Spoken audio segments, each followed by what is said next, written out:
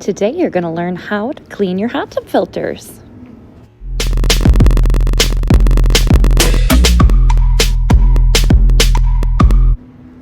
First, you'll need to remove your filter from the hot tub. This hot tub has never even been used. It's just been filled and sitting for 1 month. So it shows you how dirty your filter can get even if it's new and the hot tub isn't being used much. Now take a strong nozzle attachment on your hose and give your filter a really good rinse.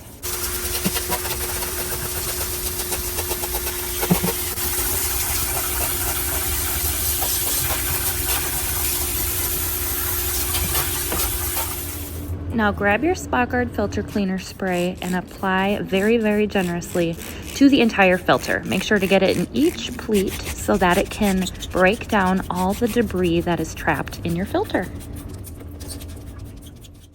Now let it sit for a minimum of 20 minutes. When it comes to rinsing the filter, you want to make sure that you spray it down very well. You want the water coming off the filter to not have any suds before you put it back in the hot tub, as we are doing now, or you'll have lots of bubbles.